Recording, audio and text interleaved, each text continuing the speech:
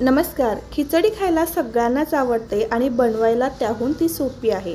परंतु कधी-कधी काय होतं, खिचडीमध्ये डाळ आणि तांदळाचं प्रमाण किती घ्यायचं आणि अशी मऊ लुसलुशीत खिचडी होण्यासाठी त्यामध्ये पाण्याचं प्रमाण किती असावं याचा अंदाज प्रत्येकालाच येत नाही. तर आज आपण अगदी परफेक्ट प्रमाणात मूग डाळीची खिचडी कशी बनवायची ते बघणार आहोत. तर आपल्याला सगळ्यात पहिली स्टेप करायची आहे ती म्हणजे डाळ आणि तांदूळ स्वच्छ धुवून घ्यायचे. तर या ठिकाणी मी 1 वाटी तांदूळ घेतलेले आहे, त्याच प्रमाणामध्ये 1 वाटी मुगाची डाळ घेतलेली आहे. या ठिकाणी आपण मुगाच्या डाळीची खिचडी बनवतोय, त्यामुळे समप्रमाणात घेतलेले आहे. जर तुम्ही तूर डाळ वापरत असाल तर तूर डाळ आपल्याला या ठिकाणी 1 वाटी तांदळासाठी अर्धी वाटी तूर डाळ घ्यायची आहे. तर या ठिकाणी डाळ आणि तांदूळ 2 ते 3 पाण्याने स्वच्छ धुवून घेतलेले आहेत.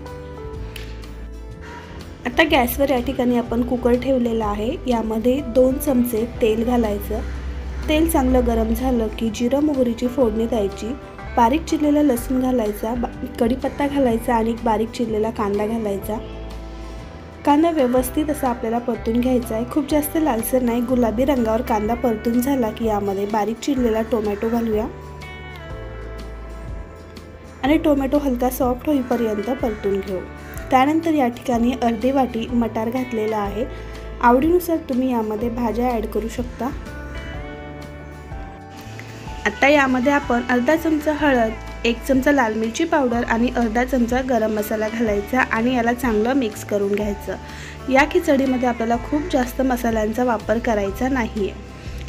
मसाले परतले की यामध्ये स्वच्छ धुवून घेतलेले डाळ आणि तांदूळ घालायचे आणि 2 ते 3 मिनिटं याला चांगलं परतून घ्यायचं. मसाल्यामध्ये आपले डाळ आणि तांदूळ असे 2 ते 3 मिनिटं चांगले परतले की आपल्या खिचडीचा फ्लेवर आणि स्वाद मस्त येतो.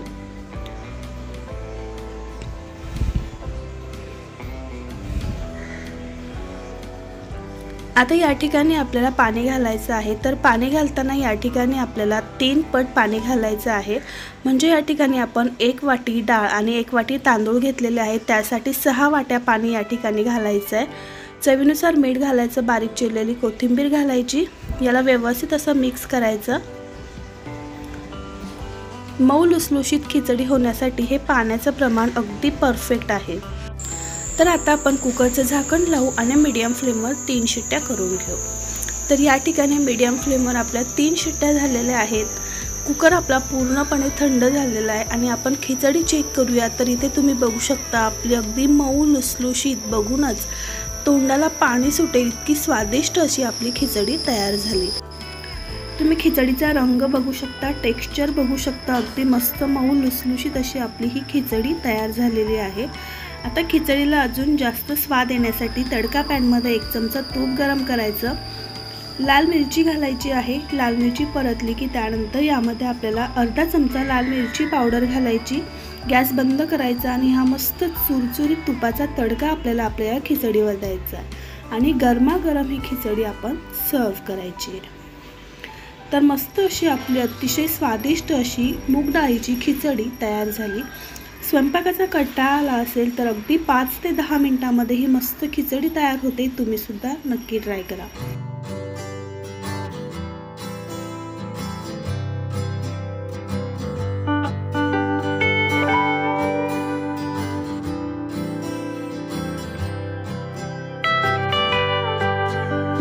तर हा व्हिडिओ तुम्हाला कसा वाटला कमेंट करून नक्की सांगा. व्हिडिओ पाहिल्याबद्दल धन्यवाद.